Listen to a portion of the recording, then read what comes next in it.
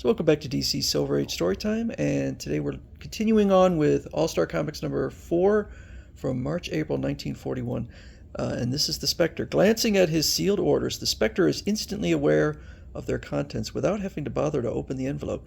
So I'm to proceed to Pittsburgh, investigate sabotage at the munitions factory there. Orders are orders, and so I guess he can be ordered around. The mysterious Dark Knight zooms off on his errand. Here I go! A fraction of a split second later, above one of the largest armament factories in Pittsburgh, invisible but colossal in proportions, I sense a terrific evil brewing down there. Therefore, I'll make a closer inspection. There's my man. No one's watching. A perfect chance for me to ruin the barrel of the gun with steel wool. Unobserved, eh? If only he knew.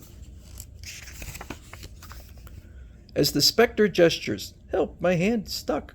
Hans in trouble? Help him. There, are you all right now? My hand, ow, it feels crushed. What's in your hand? Steel wool, come with us. Hans is led toward the business office.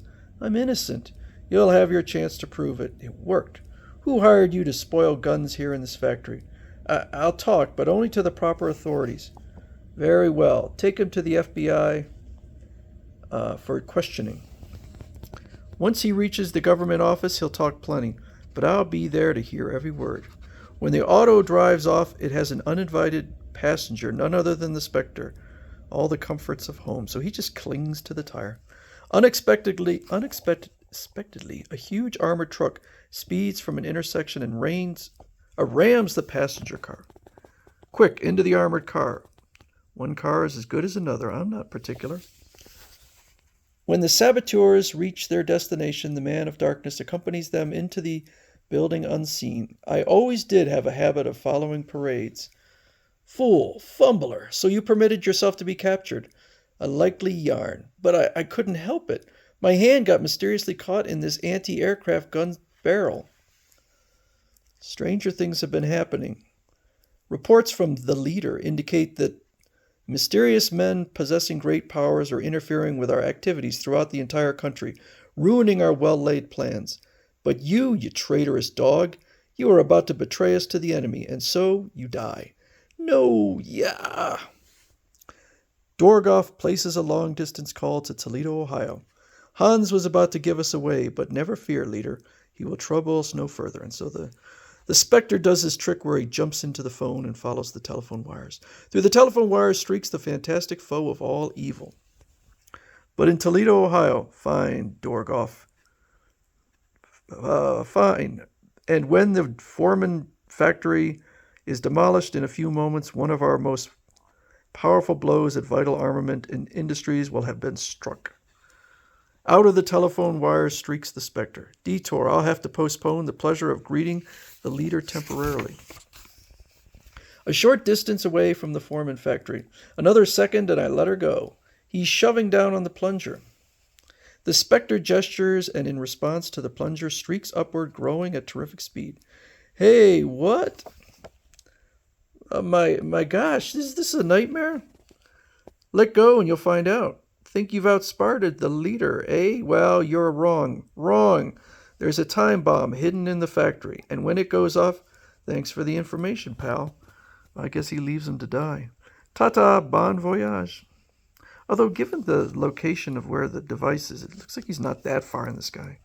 Hidden within a wall, the time bomb ticks away a fraction of a second more, and the Spectre locates the bomb's hidden position, but before he can reach it. But as the Spectre wills it, time turns back, and the exploding wall reverses back to its unbroken position. Attaboy. Now for the bomb. There, you'll do no further harm. Back streaks the man of darkness toward the saboteur's hideout. Now to fix those fifth columnists so that they'll feel as though all 5 columns had fallen on them. And as he enters the building, gone. The Spectre summons up a vision of what has occurred while he has been gone. So that's what's stirring. You want a copy of the Army's new gun plans. Just leave it to me. Racing swiftly, the Spectre follows Dorgoff's trail, discovers him in the midst of perpetrating his dark deed. Thank you. Will that be all? A miniature camera within Dorgoth's lapel, insidiously clever. When Dorgoth departs, the Spectre follows him to where the remainder of the saboteurs are gathered. Were you successful? It was easy. Now to develop and enlarge the film. After the process of developing the film is completed. No drawings in that photograph. What? Instead, the face of a mystery man, a ghost. Paging me, gentlemen? That's him, the guy in the picture. There are 3 of us, and only one puny man to oppose us. Rush him. The saboteurs dive for the man of darkness, but as they touch him, they careen back with howls of pain. Yow! Why, gentlemen, I do believe you're shocked. As the terrified men attempt to flee, the Spectre freezes them into immobility. Don't go. I want to ask you a few questions, and I want answers. Who is the leader? You'll learn nothing. You'll learn from me nothing. Then let's see what that so-called brain of yours has to say. So it's Fritz Claver who's to blame for the nationwide fifth column activities. Fritz Claver of Ohio. Holy smoke, that's kind of disturbing. As the Spectre departs, he steps suddenly into what appears a bottomless abyss. I'll have to... What? I seem to have been drawn into the occult world. Those strange globes ahead, what can they be? As a series of brilliantly colored rays stab at the Spectre, his figure commences to fade from view. Those rays robbing me of even this temporal existence. But I can't permit them to destroy me. Eternal peace, how I'd welcome it. But I must not think of myself. The United States down there on the earthly plane. I've got to get back there. Save it from the fiendish mechanizations of the fifth columnists. Answers to the Spectre's fervent desire upon his finger materializes the all-powerful ring of life, his deus ex machina, unlimited power throbbing, pulsing through me in torrents. Forward streak the malignant globes in their desperate attempt to destroy their victim. You're asking for it. Whirling and smashing together under the impact of the rays, the globes are completely destroyed. So perish the vampire globes. And now back to Earth. Forward streaks the Spectre. On to Toledo, Ohio, and Fritz Claver. I like the fact that because the saboteurs were no challenge to the Spectre, they just added in an otherworldly menace. That was kind of cool. So we will continue on to next week.